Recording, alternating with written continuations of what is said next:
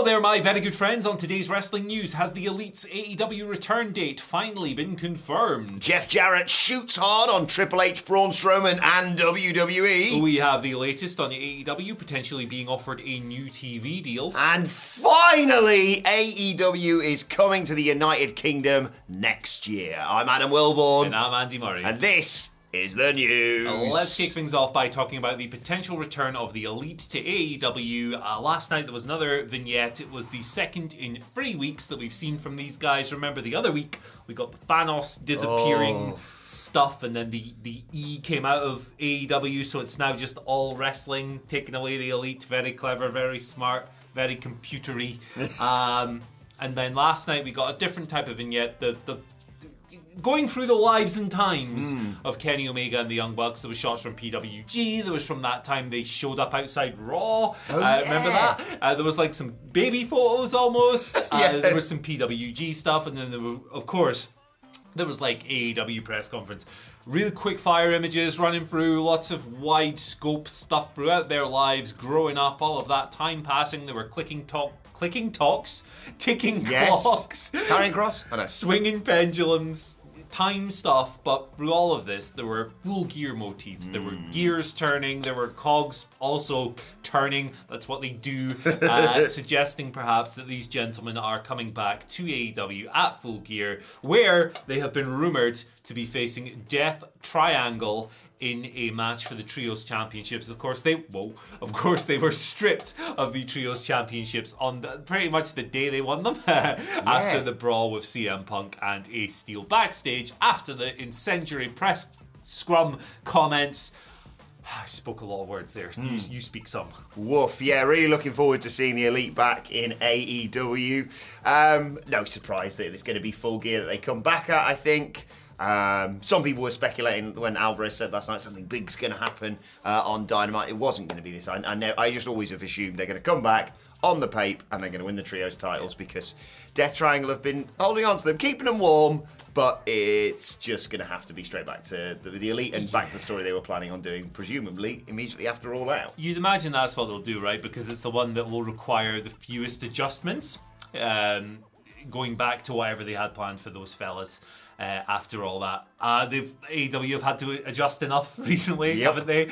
With injuries and fights and dogs and stuff. Yeah, like it's been quite a chaotic period. So yeah, go back to whatever you can. Like I just want all these people back, man. Yeah, exactly. Kick down that door and get them back in full gear. Definitely. I want these guys back. I want Punk to get a big fat paycheck, get his release, find somewhere else he can be cool and do wrestling. And WWE. Yeah, hopefully not kick up as much, stuff. But yeah, I've loved his year. What can I say? Yes. I want him back. I want Punk back, man. Yeah, and not in AEW because that's a bad combo. Yeah, no, Sorry. exactly. No, it is one of those things, isn't it? There's still 50 odd days left in this year, and I'm like, can it get any madder? Yeah, probably. Yep. I wouldn't be surprised if the Elite actually show up at the next WWE Premium Live event, rather. I can't wait to shut down for Christmas on the 22nd of December, and then immediately as soon as I close my laptop, it turns out that Cody Rhodes has quit wrestling and is now a juggalo. What's the, is it Freddie Prinze Jr. set up his own promotion? That's right, baby. This Freddie Prinze Jr. promotion sounds incredible.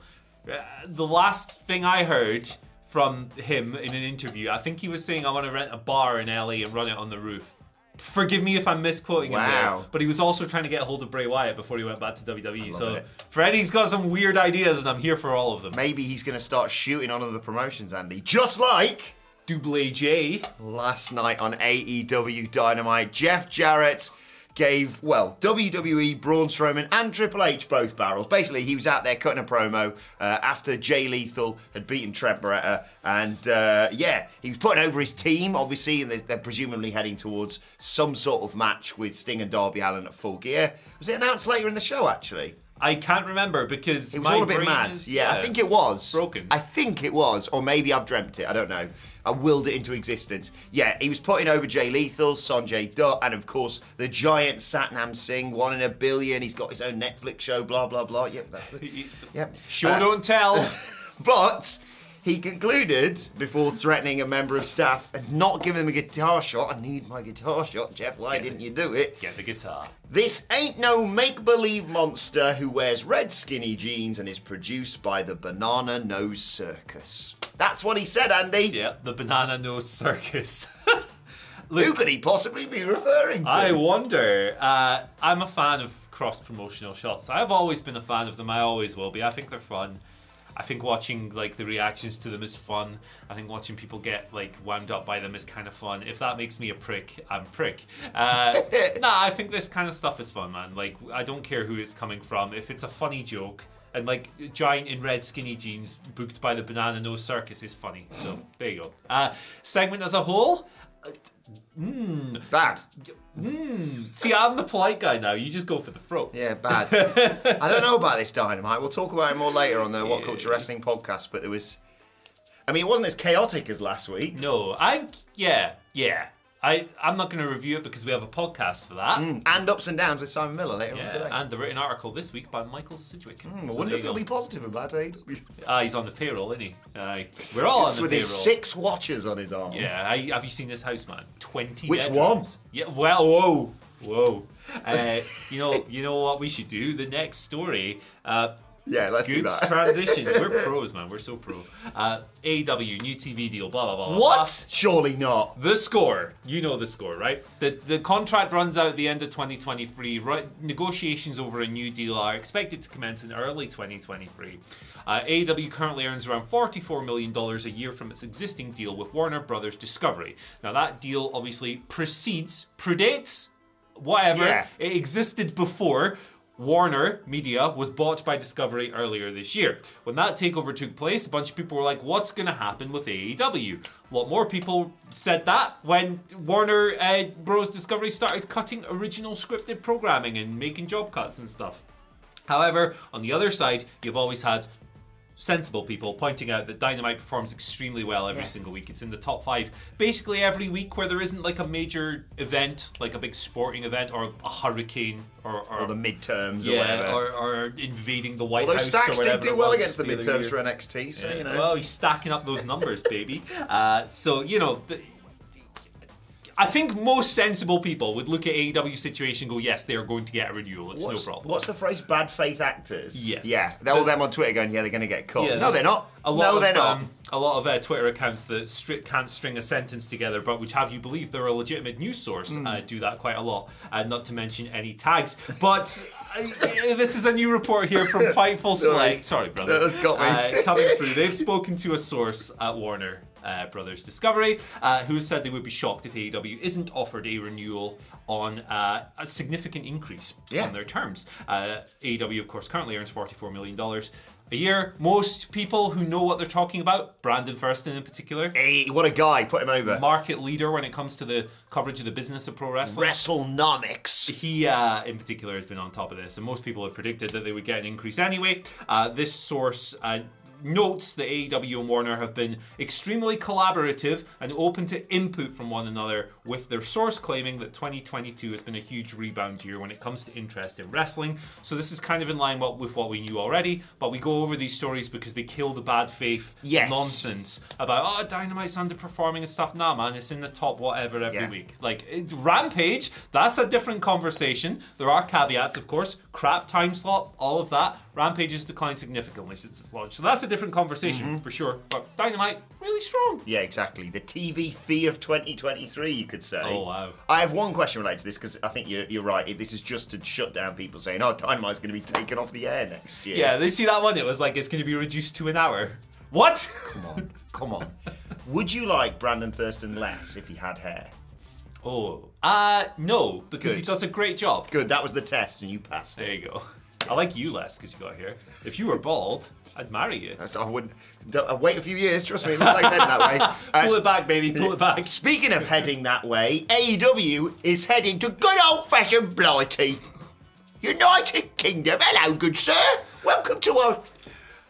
Chris Jericho's hacked our screen. Oh, sorry, Chris Jericho. Shut up and dance for me, Chris. Right. On Dynamite, yes. What happened there? I've no idea. I don't know. I think it's the unique way that the laptops now work at this company. Do we still have audio? Because all the audio settings are on that laptop. Yeah, no, as well. we're still good, I think. All right, we're about to find out. We'll keep this in the video. It's good luck, everyone. We'll keep this in the video. So on Dynamite last night, also the commentators alluded to the fact that AEW finally is going to be coming to the UK in 2023. I think they said they were going to talk more about it next week. No dates were revealed this week. Obviously, Tony Khan, significant interest in coming to the UK. Yeah. I think they were going to bring Fighter Fest here in 2020 until the pandemic obviously happened. Craven Cottage has been alluded to with his Fulham FC Soccer Club connections, as it was reported online. Fulham Football Club Soccer That's Club. literally what they wrote down. But yes, I think it's long overdue. Obviously, AEW been trying out quite a lot of new markets recently, Andy. And, even though you've got your sources, Brandon Thurston's got his sources, mostly. Sean Ross Sapp, no crap, just Sapp has got his sources. I've got my little birds whispering in my ear, right? And they've told me, do you know what it's going to be called, the show? What's that? Blighty Fest! Thoughts on this, Andy? Getting Sorry. mighty and old Blighty. Every time you mention Blighty in a wrestling context, I'm always reminded of the time when Dave Meltzer, quoting an interview, Wade Barrett, and for our American viewers who maybe don't use this term, Blighty is like an English slang term just for England, basically. So Wade Barrett had done an interview a few years ago where he was like, "Yeah, I'm working on a movie back in old Blighty," and then Dave, when he was aggregating it in the Wrestling Observer, wrote, Wade Barrett is working on a movie in Blighty, England. What? Shouts to Dave. That's very him. It's great stuff. Excited, obviously. We live in the UK, so obviously we're excited about having big wrestling shows in our country. If you watched any of our Clash at the Castle coverage, you'd have seen how much of a good time we had there. With regards to the venue, I think that Craven Cottage is a certainty. I think its new capacity is around 22,000, so that's probably about in line with expectations. It'll be a bit smaller with a wrestling setup that will take up part of the staging and all of that. But that's about in line with expectations for AEW in a huge new market, which the UK would be for AEW. Its TV ratings over here have been very good. I think that Craven Cottage would look a little weird. It's not like this massive towering colossus of a stadium. So Do a Spurs stadium, that's where you want it. Yeah, do you reckon AEW can sell 2,000,000 tickets in the UK? I'm not buying a pint there, that's for sure. No, more than the population of the island itself. But the positive about Craven Cottage is that it's a really unique stadium. Yes. It has a pub in the corner between two of the stands. Entrance ramp, baby, coming out of the pub. Let's go! Yeah, and we were talking about this in the office earlier. They should do a full week, shouldn't they? They should Dynamite, Rampage, and Dark and Fire Fest. And I can exclusively reveal, even Andy's not aware of this, that we are going to be down there for the entire week that AEW is there, and me and Andy are going to be doing the news live from the Thames every day. What, swimming around? Like this morning, we're going to be doing the weather forecast on a big... You know who lives in the Thames? Who's that? The eel. You're going to say he's going to see his family? I've not seen him in a while. I don't know where he is. Anyone seen the eel? Let me know. Right, let's move on to your Twitter questions. At WhatCulture, WWE, of course, you want to get in touch with us. Daniel Murphy starts us off. You'll see why I picked this question in a second. Good question, Daniel, but there's a ulterior motive. I saw this. Good morning, dynamic duo of wrestling news. With MJF's fire promo on Dynamite, there was no mention of the bidding war of 2024. Do you think that MJF has silently signed an extension? I also run a pizza joint. I would love to mail some. Yeah, we got into a lot of pizza chat yesterday, if you're wondering why. But you don't need to... Where's Dan? I looked on his profile earlier. Dan's in... Dunmore, PA. I don't think it's going to travel that well, the pizza. Yeah, I love the sentiment, Dan. If I'm ever... Pizza looks great, by the way. If I'm ever in the vicinity of Dunmore, PA, I'm going to hit you up. The pizza does look awesome. Shouts to Dan. It's right next to Scranton. Oh, my goodness. We might come and visit, actually. Change your plan. Scranton, what? The Electric City? I've lost my train of thought. Has he signed a contract extension? Yeah, 100%. Yeah, I'm totally confident that MJF has signed a contract extension. I think he signed one when he agreed his deal to come back. If you go back to the original reporting on this matter, I think this report was from Fightful and Sean Ross Sapp. If it wasn't, sorry for misattributing, and please correct me because that's what we do. Yes. There was a thing about how MJF knows how this game works, and he knows that, if you're going to get more money, you have to give the other side something as well, which probably means an extension in this regard. So yes, I 100% think that MJF has signed an extension. 99. Let's go to 99 because I'm open to be proven wrong. But he'll deny it on TV, right? And because that's the character, and he'll hype up the bidding war of 2024. He'll deny it on Twitter. He'll probably call me a poor or something as a result of this. And you know what? I'll take it. But it's a good storyline to keep hyping up, for sure. It's got people on the hook. He's so over.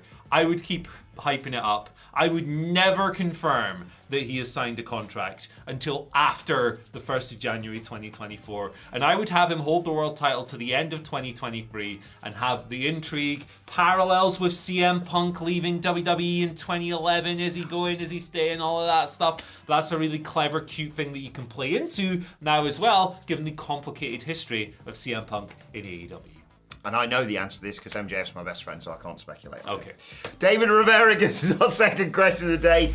He writes, hello, muchachos. I know that the Austin Theory situation is rage-inducing. Did you notice that on Tuesday, David? But do you think Papa H is trying to finish off Vince's pet project to start fresh with Theory and mould him into his own plans? Hey, dynamic piece of clay. What was that? That's Joe Gacy talked about as being clay that could be moulded. You need to catch up on your schism lore. I do like the word muchacho. There used to be a restaurant in the great city of Aberdeen called Muchacho. I'm not sure if it's still there. Let me know, someone.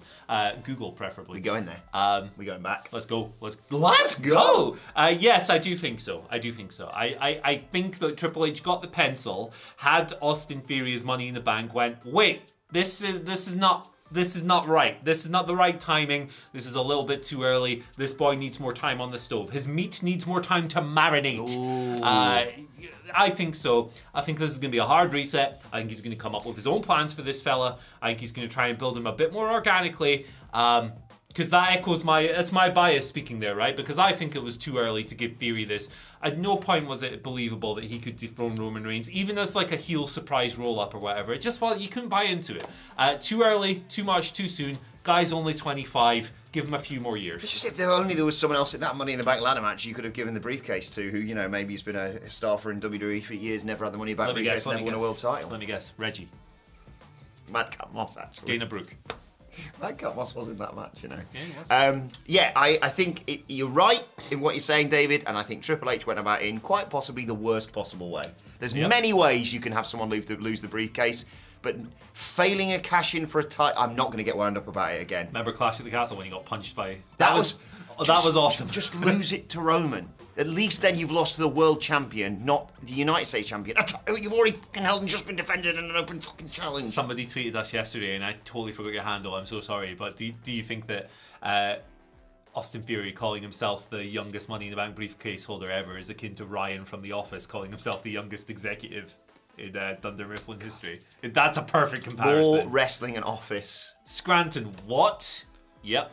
Final questions for me. So do you want to read it? It's from Chin Chinnery, Matt Chinnery Charu. Half pint gent. Mm-hmm. Drink normalised half pints. The end of the night, you're not feeling so good. Just a little. Have a half pint. And also you can pretend you're a big giant drinking a normal sized pint glass. Why do you think I drink so much espresso, man? Little cup. Big hands. Matt wants to know, question for Adam this morning. Have you had words with MJF this morning after he named another podcast the #1 sports podcast? Personally, I genuinely think it's one of the best podcasts out there after WhatCulture, of course. What do you reckon? Well, thank you for the question, Matt, and I'm glad you pointed that out. Obviously, me and Maxwell talk on a daily basis. And yes, interesting wording there, because he said it was the best sports podcast, not the best wrestling podcast, because he knows whose that is. Part of my take, I think, was he was putting over, and the promo he got in there was absolutely sensational, of course. But yes, they're the best sports podcast, and we are the #1 wrestling podcast in the UK. WhatCulture Wrestling, wherever you get your podcast from. And I've just realised as I say that I'm going to need my phone back because I can't remember what the answer is. All right, there you go. I'd just like to point out, actually, the best sports podcast is not that. It's the ABZ Football Podcast. Ooh, there you go. Check it out, even if you're not an Aberdeen fan. And it'll improve your standards. The best D&D podcast is Dice with Death. There you go. We're just putting our friends over. Actually, you just put yourself over. Yeah, there you go. All right. Right, one final thing, and we don't really do politics too much on this show, Andy, and we're not going to here, but do you know John Fetterman? He's standing to be a Senate candidate in the midterms. I don't know. Don't worry about what it. That is. He's a big lad. He's not exactly, picture a politician, right? It's not him. Is this the big bald guy? Exactly. All right, okay. Did you know, amazing fact this, I just discovered this today and I always want to share it with everyone. It might be something that everyone already knows. He was once a stand-in for Well, it's a big show. Oh my God. John Fetterman and the Big Show. More political crossovers, except when they do the crap on WWE with like people pretending to be, I don't know, Hillary Clinton or Barack Obama or even Donald Trump. Yes. All right. Shout out And congratulations to John Fetterman, because I believe he won his race. I don't understand American politics, but well done, John. You're about 7 foot tall. It's Goldberg. Yeah, and he could quite easily. Yeah, I think he could wrestle, to be honest. I think he'd go. Yeah, Big John. I'm reticent to congratulate him because I don't know anything about this man's views in politics, but Okay. he is Fair enough. Yeah, good idea, that probably. he is very bald and he has a grey beard. So good start. And he was a stand-in for the Big Show. Good start. Any more political wrestler lookalikes? Let us know on Twitter at WhatCulture WWE. Dancing a very dangerous game here. Just walking that tightrope, You baby. can sniff the P word and people go a bit nuts. So here we go. Comments. Let's talk about wrestling, not politics. Like, share, subscribe at WhatCulture WWE on Twitter. Oh, it's Wacky Friday tomorrow, isn't it? By the way, for tomorrow's Wacky Friday, we don't need any questions this week. We got a special project coming to you. If you know, you know. My friend. Is it Eddie Zamtari, I think, sent it to us? It is. We need to brainstorm that today. Yeah, we're going to book a meeting room and really work over. G-Cal the conference room across the vertical. Yeah, we're going to work 110%, and by EOD today, we will have that locked down. The SEO on this gargle blart is very chameleon. Indeed. Where can we find you on Twitter, Andy? You can fargle my gargle blart at Andy H. Murray. The H stands for hey. Hit me up on my Twitter at Will Bourne, at WhatCulture WWE for all this. What Culture Wrestling, the best wrestling podcast out there. Gosh. The daily wrestling podcast where we'll be reviewing Dynamite and home, mate, maybe even answering some of your bloody questions a little bit later on today. I have no idea what's on the docket, so I'll have a look a little bit later. At WhatCulture WWE on Twitter, though. For now, my thanks to Andy Murray. It was nice for a period, wasn't it? We might have not had audio for the past 10 minutes. Oh, yeah. We don't if know. So, bye, goodbye. I don't know. Talk through glass. Bye. See you tomorrow.